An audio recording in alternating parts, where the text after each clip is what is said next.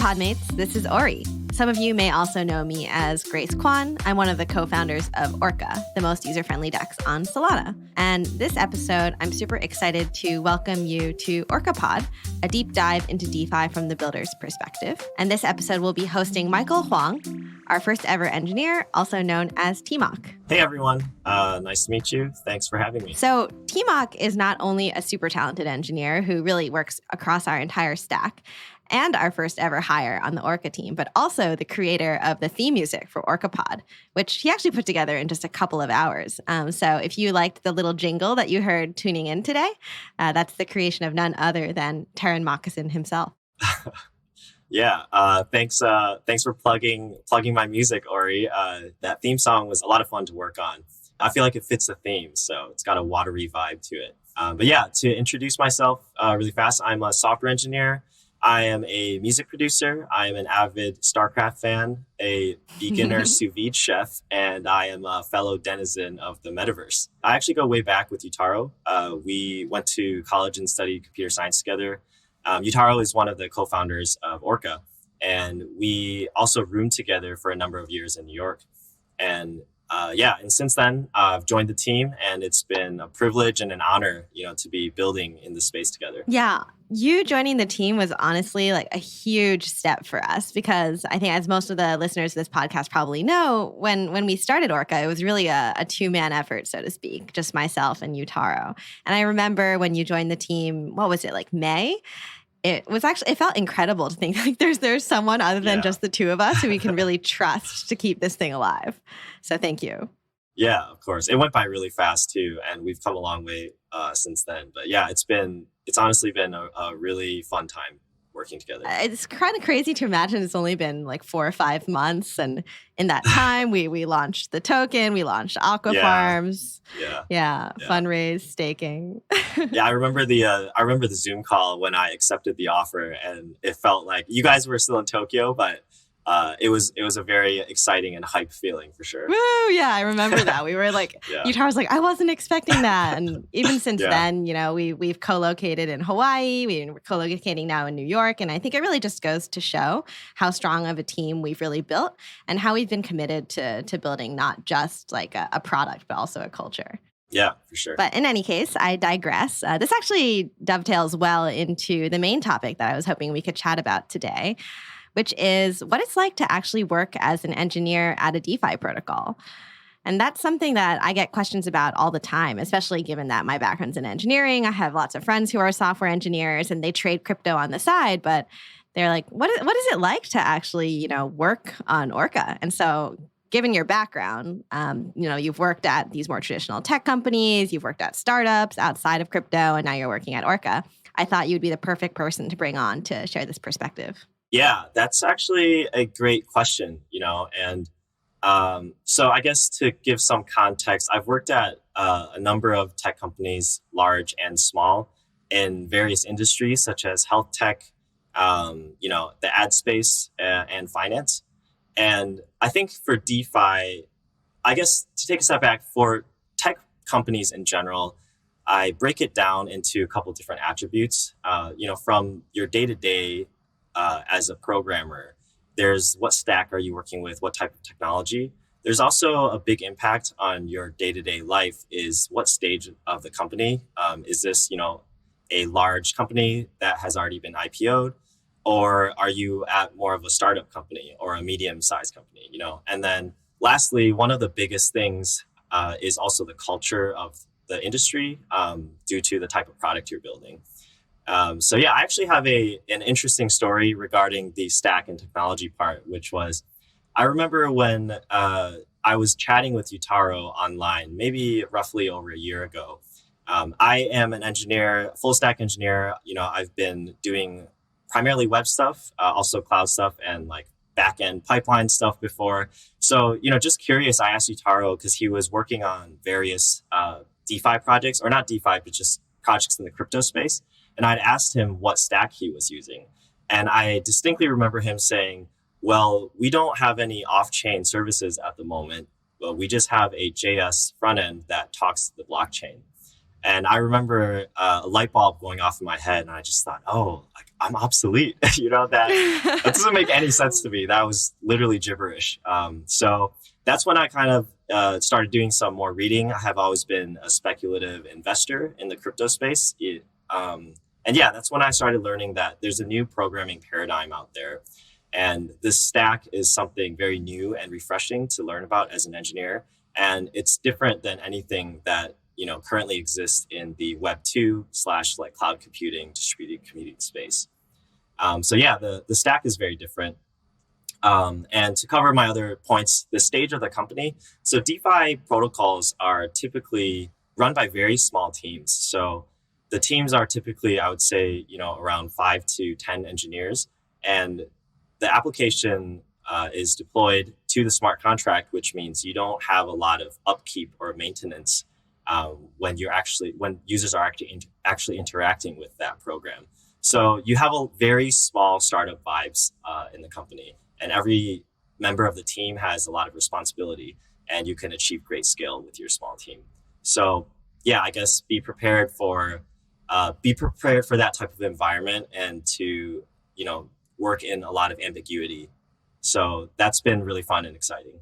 And yeah, the last point that I wanted to make, which was actually probably the biggest difference, is a DeFi product lives in the crypto industry, right? And the crypto industry is very social in nature, despite not having any social elements, in our product directly. So yeah, there's a sense of virality. There's crypto Twitter, which is a live conversation, that's going 24/7 because people in crypto are global. They're everywhere. Every project has a Discord. There are communities, of users. There are people that love certain platforms. There's almost like a religion with all these different protocols that are going out there. And one thing that I guess I would like to highlight is that there's an intimacy with your users that I've never felt before working on any other kind of product. So that's been really exciting and interesting to be a part of. Yeah, there's definitely a lot to unpack there. And I can really resonate with what you're saying on that last point.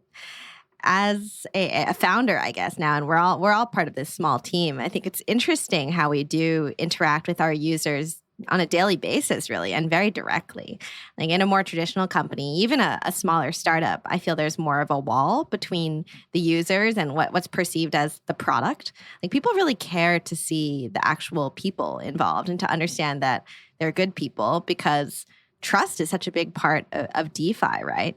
And so that's actually something that came to mind as you were talking about some of the differences working at a DeFi startup as an engineer versus even just like being on the sidelines, right? Because you actually did trade crypto, as you were saying. And so what's been some of the things that surprised you or have been interesting going from being interested in crypto as more of like a hobby to like actually working in the space? Yeah, that's a good question. I used to trade crypto, and I would used to hang out in the discords of different projects, ask questions if something wasn't working, and I would, maybe judge my investment based on the impression that the team member gave me or how responsive they were, so it's been interesting being on the other side of that. It's just been an interesting experience, and I feel a lot of responsibility when I'm working in this space, because people are investing in by using our protocol, and it's hard to put a finger on it exactly, but when I'm interacting with users directly, when they're asking a question and I'm able to help them, or they're actually able to uncover a bug in our UI that I can fix immediately and push out a change for, I think that's just been like a really rewarding experience, and it really makes you want to do a great job, not just for your protocol but for your users, because the trust is part of your brand and it's so important. It's just a really important thing to do. Right. That actually makes me think too about one of the things that we struggle with, or at least I personally struggle with at Orca, which is what is that balance and how do you strike that balance between being responsive to users and carving out time to actually work on the core stuff? Yeah. Prioritization, I would say, has been one of the most difficult things of working in this space. And, that brings to mind another thing about the difference between the crypto and DeFi industry versus other tech industry projects that I've worked on is the pace of the DeFi industry. There's something going on all the time. If you're not really part of the conversation, people tend to forget about you. And because the space is moving so fast, we have so many new builders coming in. It's really a big fight for market share right now, and to really put your project, on the map so that people can be exposed to it. So yeah, in terms of prioritization, there's so many things I could talk about. One point that comes to mind again is a lot of my career has been working as an engineer at large companies. So for example, at Google, we have a very well-oiled machine. I was working on one of the ad teams for most of the time there, and there are a lot of tasks that you can pick up that basically optimize a lot of things about the platform you're working on.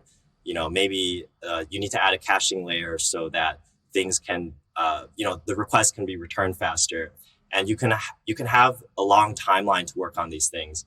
But in DeFi, you're oftentimes aware of deficiency in your application, and you have to evaluate whether that's worth fixing right now or later. And oftentimes what you need to do is you need to identify things that are okay to let run as is, and be aware of the potential issue so that you can revisit it later, because there are a lot of higher priority things that you should probably be working on. Right. Prioritization is such an art. That's definitely something where I've become more and more, I guess, conscious of how that can actually be the number one differentiator between a good protocol and a not so successful protocol in DeFi is prioritization. But I realize that we've been talking in the abstract quite a bit here. And I'm sure many of our listeners are actually going to be engineers who are curious about the actual specific things that you work on a day-to-day basis. So I wonder if you could tell us a little bit about some of the concrete things you have worked on for Orca. Yeah, sure. So, one of the first things that I did for Orca was I built an off-chain server. So off-chain server in the crypto world really just means a normal backend cloud server that we're thinking about. So we have an EC2 instance in AWS, and we are scraping all transactions that interact with the Orca swap smart contract. And one of the first things I built was a process, basically a job process that will scrape all those transactions and parse them and store them in an off-chain database so that we can run different kinds of analytics on it. So one example is that, the blockchain is a distributed ledger and anyone can query from it, but it's not really optimized for, doing certain types of queries where, you need to have certain indexes. It's only good to be queried in certain ways. So what we did was we store a lot of that data off-chain so that we can analyze it. And we use that to provide values such as, the APY, the trade volume, and a lot of other things are calculated from that. That is one of the first things. I guess I could go into other things if you would like me to. No, I think that's a good start. Actually, that raises a good question that I'm sure a lot of people are thinking about now and that we think about all the time, which is how do we move from this off-chain process, which is run by the Orca team right now, which is essentially centralized, right, to the fully decentralized vision that we have a couple years out? That's a great question. There are a couple of approaches we can take to it. I think that the best one is we need the Graph protocol working in Solana ecosystem. There are other projects too that we've been exploring, such as Aleph.im. But I think a decentralized protocol specifically used to index and provide services like this native to the blockchain are going to be a big opportunity and a big part of the infrastructure that we need. Some other options that we could also do are as we have governance, our governance tokens rolled out, people can be developing on this, and we can open source all of our backend code so that, it's all out in the open, and, we can have people voting on, ways that we want to improve or incrementally, update the system. So those are some of the ways that we can do it. I think that we're all really, looking forward to having more infrastructure built on Solana that we can leverage. Definitely. Yeah, somebody asked me recently at the event that we actually held in New York City, one of the questions was something around what would you change about Solana if you could? And my answer was to have something like the Graph, because something that is kind of funny actually about people looking to break into DeFi that I've experienced is like everyone knows about this ledger model and they're like, oh, okay, so as a front-end engineer, I can just query whatever data I want and just get it off the blockchain. But as much as that's a romanticized ideal, at least on Solana, that feels like something that's not so realistic at this point. Yeah, definitely. I actually wanted to also dive into a topic that I'm sure many of our smart contract engineers will be curious about, and that's actually around what you're working on now. Do you want to tell our listeners a little bit about that? Yeah, sure. So right now I am moving over to doing a lot more smart contract programming for our project. And it's been really fun and interesting to, learn about programming on Solana. This is my first time working on a blockchain project. So when you're programming inside of this environment, it feels a little bit like learning a framework. For example, if you've done, mobile development before or, some kind of other MVC framework, there are certain things that the framework provides that are invariants that the environment guarantees will be true. So, for example, on Solana, accounts are kind of a primitive that is in the space. So, an account in Solana can store arbitrary data, and whether that is a smart contract program or whether that is some form of state, you kind of use accounts for everything. And another term in the Solana programming ecosystem is instruction. And instructions can be thought of like an API entry point into your smart contract program. So one example is that when you're writing an instruction, you need to specify which accounts that are taken as parameters, which accounts will be writable, which will be read-only. And if you end up trying to write to a read-only account, the Solana runtime will fail and your transaction won't be accepted. So there are certain life cycle parts of programming in Solana. There are a lot of constraints because, it's not as easy to just throw things into, say a MongoDB database or a SQL database and, have things scale. There are different kinds of constraints that you have to work with in mind. I can definitely empathize with that, having worked a little bit on our yield farming smart contract and coming from a more TypeScript world. It's kind of interesting how everything about smart contract programming is around constraints. And so I guess a takeaway that I had was that to be a good smart contract engineer, you have to be the kind of person who enjoys writing very precise code within these very clear constraints, or sometimes unclear constraints, but rather strict constraints. Has that felt true to you? Yeah, I think you definitely have to be in the weeds. You have to enjoy being very detail oriented. And a lot of times you're working at the byte level. For example, since there are so many constraints, you can't just represent things in higher level object formats. You're representing things at a byte level to be more efficient. And that also means, for example, the way that you determine what instruction you're running is you're reading the bytes at the number of bytes at the very beginning of an array of bytes or something like that. Mm-hmm. So I think that you do have to be well-versed in that space and enjoy, working at that low level to really thrive as a smart contract programmer. Totally. And I'm so glad that we have engineers like you and Meep and Utaro from our team who love that, because I think there's a lot of people out there, myself included, who kind of struggle to work on that level. And I think that's totally fine. Like there's room, as you mentioned, for all sorts of different types of engineers to work in DeFi and across different levels. But I want to make sure we have time to talk about another topic that I was really excited to actually bring up this time, particularly because of your experience in music production. I know we're on the Orca team, and really everybody else in the Solana ecosystem are super hyped about NFTs right now. And you have lots of thoughts about NFTs and the crossover with music. So I'm just curious to pick your brain on, well, ideally in a time when we have, let's say, maybe a little more free time than we do now, what kind of projects do you have in mind to pursue? Yeah.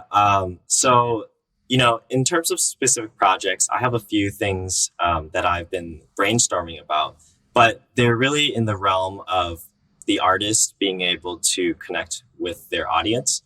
I think for the most part, music and NFTs in this space have been used as a way to raise money or sell certain things. For example, a music artist will collaborate with, a designer or a graphic artist to drop an NFT. and they can sell those and earn money. I think that's great. I think we've also seen people mint their tracks onto the blockchain and also sell those. I think that eventually, as the space matures, these NFTs are going to have a lot more utility, you could say. Like, one, they could bridge experiences in the virtual world to the real world by using them as entrant tickets to like events. Or they could also, we've seen people experiment with revenue sharing through NFTs. So some of the song royalties will flow to NFT holders. And, I think there will be other things like, for example, deadmau5 right now is creating a virtual world called Oberhasli. And he's actually going to have a whole virtual experience inside of that world where, let's say you get an NFT drop that, is provided by deadmau5. And you can suddenly go into that world and, have an avatar that's bound to it. You get different perks, you get entries to different areas. I think that the powerful thing is going to be connecting with your audience and building an entire experience that revolves more than just, I'm going to produce some music, I'm going to promote it, and then I'm going to release it and possibly tour, and then go back to the lab, make some more music. I think this will be a continual environment that the artists can curate and, manage and engage with their audience, not just while they're promoting their latest single or something like that. Totally. Yeah, I think we're very much on the same page here.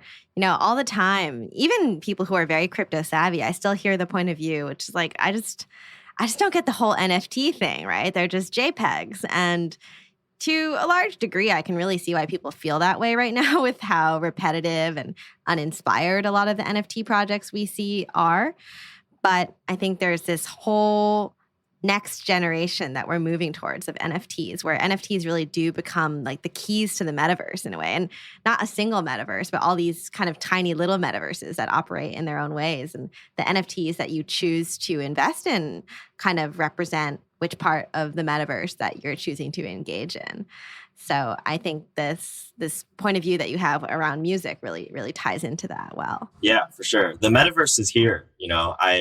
I talk to some of my friends sometimes. I say, "Hey, have you seen Ready Player One?"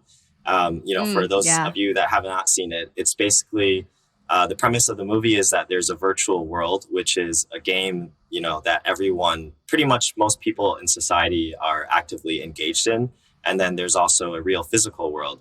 And in a sense, it feels like we're in the infancy of that becoming a reality.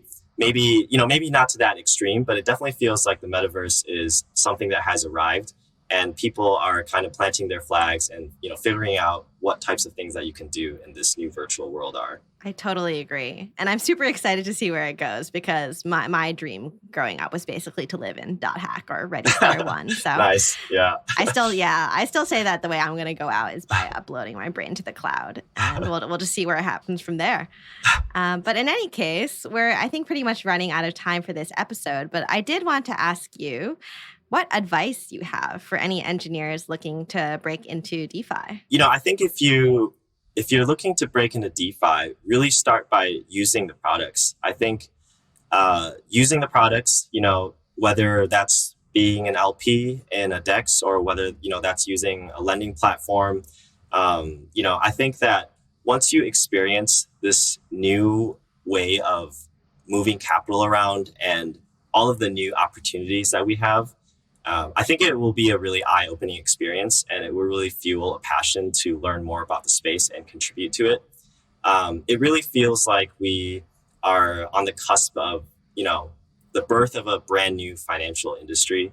I'm sure in a couple of years' time, we'll be learning about a lot of the stuff that's happening in college textbooks and stuff like that. So I think diving in and getting some firsthand experience using these products and understanding that, unlike the 2017 crypto craze where, after the blow off top, like there was literally nothing that you could do on any of these blockchains. Like now the use cases are here and they're very impactful. And I think they can really make a positive impact on the world going forward. So I think once you dive in, you have a better sense of what types of projects you would like to contribute to. And from that point, just reach out and say hello. I think it'll be a really rewarding path to take. Yeah, coming in prepared, having a point of view on the space, it makes such a big difference when we get applicants, even just applying for our engineering positions at Orca. The people who come in and they talk about their DeFi experience and they talk about how they've used Orca and what they like or even don't like about it really stand out from the other applicants who have clearly just kind of copy pasted the same email to everything on the Solana jobs board. So I Yeah. definitely +1 everything tmoc said and more.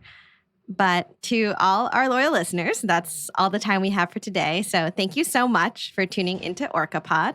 Please do check us out on Twitter. We're at Orca_SO, or join our Discord and Telegram through the link in the show notes. tmoc, thanks so much for joining us today. Awesome. Thanks for having me. It was a lot of fun. Absolutely. It's been a splash.